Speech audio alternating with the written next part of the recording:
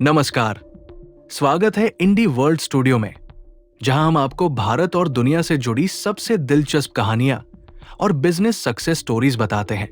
क्या आप जानते हैं कि सिर्फ 12 साल की उम्र में एक छोटे से बदलाव ने भारत के स्नैक मार्केट में क्रांति ला दी? यही कहानी है गंगा बिशन अग्रवाल की, जिन्होंने पारंपरिक भुजिया को एक नया मोड़ दिया और हल्दीराम की नींव रखी। आज ये कंपनी 90,000 करोड़ रुपए की है और दुनिया भर में अपनी पहचान बना चुकी है। लेकिन भारतीय स्नैक मार्केट की ये कहानी यही खत्म नहीं होती। आगे जानेंगे कि कैसे ये बाजार तेजी से बढ़ रहा है और इसमें विदेशी कंपनियां क्यों दिलचस्पी ले रही हैं। तो चलिए जानते हैं भारत के स्नैक मार्केट का सफर और इसके पीछे के रोचक तथ्य।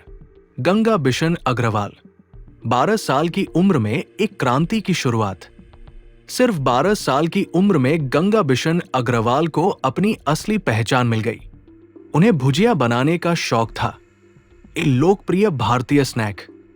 अपने पिता के भुजिया के बिजनेस में वे पूरी तरह से डूब चुके थे और वहीं उन्होंने एक क्रांतिकारी विचार सोचा।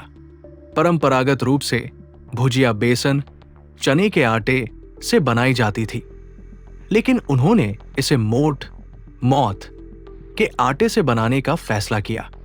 ये एक छोटी सी तकनीकी बदलाव थी, जिससे भुजिया और पतली हो गई और यही बदलाव गेम चेंजर साबित हुआ। हल्दीराम, एक छोटी दुकान से 90,000 करोड़ तक का सफर। 1937 में हल्दीराम की शुरुआत राजस्थान के बीकानेर में एक छोटी दुकान से हुई थी। आज ये भारत के हर घर में पहचाना जाने वाला नाम है।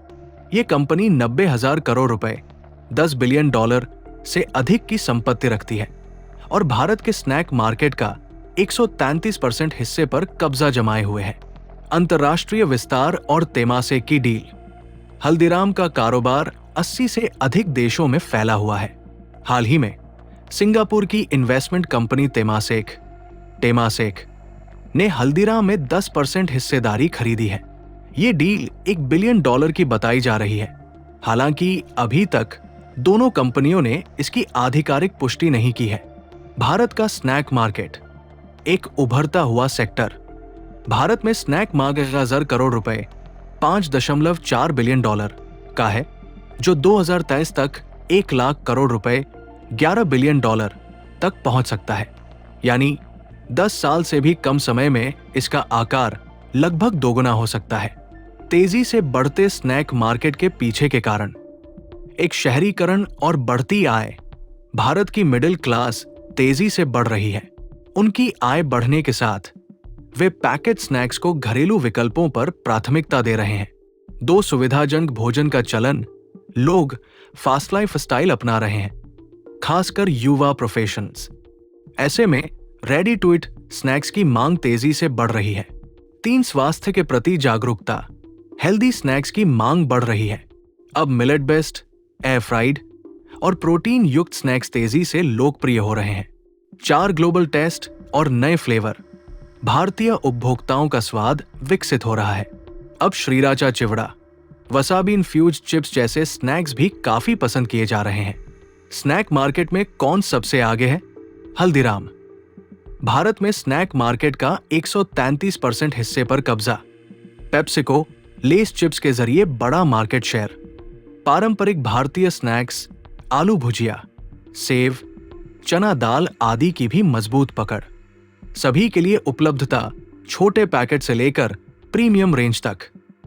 ₹5 से ₹10 के छोटे पैक, ग्रामीण इलाकों तक आसान पहुंच।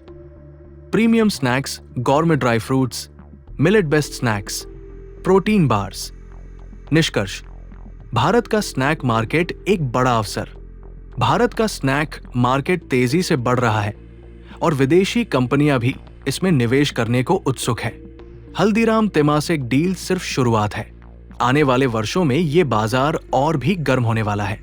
भारत का स्नैक मार्केट तेजी से बढ़ रहा है और इसमें हल्दीराम जैसी देसी कंपनियों के साथ विदेशी निवेशक भी अपनी जगह बनाने की कोशिश कर रहे हैं।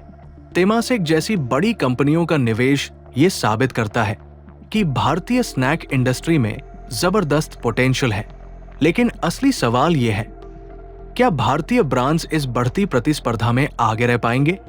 क्या हल्दीराम जैसी कंपनियां भारतीय स्वाद और ग्लोबल इनोवेशन का सही संतुलन बना पाएंगी? ये एक रोमांचक दौर है और हम आपके लिए ऐसी ही दिलचस्प कहानियां लाते रहेंगे। अगर आपको ये वीडियो पसंद आया हो तो लाइक, शेयर और सब्सक्राइब करना ना भूलें और हमें कमेंट में बताइए कि आपका फेवरेट भारतीय स्नैक कौन सा है। मिलते हैं अगली कहानी के साथ केवल इंडी वर्ल्ड स्टूडियो पर।